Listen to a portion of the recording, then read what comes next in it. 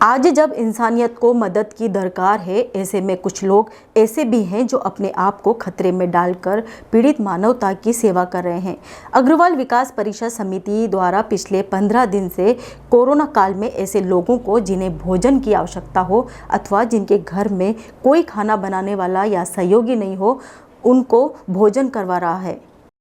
15 दिनों से कोरोना महामारी का जो भी विकट रूप चल रहा है, इसमें जो भी अपने लोग कोरोना से ग्रसित हैं, जिनके घर पे भोजन नहीं बन पा रहा है, उसके यहाँ हम लगभग रोजाना से 100 से 150 टिफ़िन घर पहुँचाने की व्यवस्था हमारी तरफ से की गई है।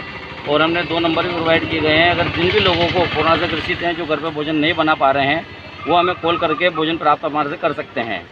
कोटा जिला महिला कार्यकारी अध्यक्ष रेखा केडिया बताती है, समिति यह इंतजाम आगे भी करती रहेगी।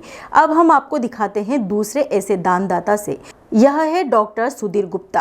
पेशे से नेत्र सर्जन है, लेकिन गरीब कोरोना पीड़ितों को पल्स ऑक्सीमीटर वितरित कर रहे हैं। ऐसे 500 से अधिक लोगों को वे पल्स ऑक्सीमीटर दे चुके हैं। इसके लिए सरकारी अस्पताल के डॉक्टर उनकी मदद करते हैं और गरीब रोगियों के नाम उन तक पहुंचाते हैं। पल्स ऑक्सीमीटर कोरोना से लड़ने में सबसे बड़ा हथियार है। यह शरीर में ऑक्सीजन की मात्रा बताता है। जो पैंडेमिक कोरोना का है, उसके साथ 2 विशेष बातें हैं। एक तो ये कि बहुत से लोग अस्पतालों में बेड कम होने की वजह से घर पे रहने को मजबूर हैं, और दूसरी विशेष बात ये है कि ज़्यादातर लोग मामूली सर्दी जुकाम और जुकाम से पीड़ित हैं, बुखार से पीड़ित हैं, और उन्हें लगता है कि उन्हें अस्पताल में जाने की ज़रूरत ही नहीं है। ऐसे में क्योंकि ये कोरोना तीसरे और चौथे दिन में कई बार बड़ा विकराल रूप ले लेता है, ऑक्सीजन की कमी हो जाती है, और कुछ ही देर में सारे ऑर्गन्स बॉडी के, जो किडनी, लीवर, इन सबको जब ऑक्सीजन की सप्लाई नहीं मिलती है तो वो ख़त्म हो जाते हैं, और इसी वजह से ज़्यादातर लोगों की जान हम गंवा रहे हैं। तो ये देखते हुए कि ये 2 कारण ऐसे हैं, हमने ये महसूस किया कि अगर लोगों के पास ये जांचने का कोई तरीका हो कि वो उनकी हालत सीरियस हो सकती है, तो ये एक बहुत बड़ी हेल्प होगी, और बहुत सारी जो मृत्यु की संख्या है उस पर हम कंट्रोल कर पाएंगे, यही सोच। लेकिन इस चीज़ के बारे में एक एजुकेशन की भी ज़रूरत है, और साथ ही जो पल्स ऑक्सीमीटर जो इसमें काम आने वाला यंत्र है, उसकी अनुपलब्धता भी एक वजह है।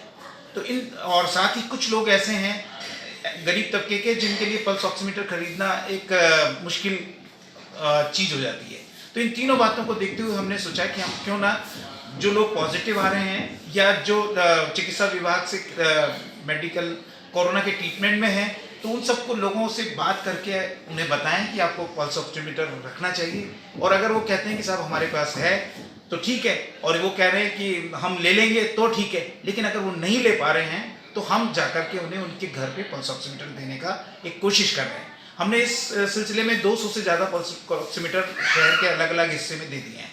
अभी कल और परसों से हमें पता चला है कि इटावा में बहुत सारे नए केसेस आए हैं। वहाँ के डॉक्टर से हम लगातार 3 दिन से बात कर रहे हैं। डॉक्टर जय किशन ने हमें वादा किया है कि हम वो सारे लोगों की लिस्ट बना रहे हैं जिनके पास पल्स ऑक्सीमीटर नहीं है, और या जिन्हें ज़रूरत है और वो इसकी उपयोगिता को नहीं महसूस कर रहे हैं।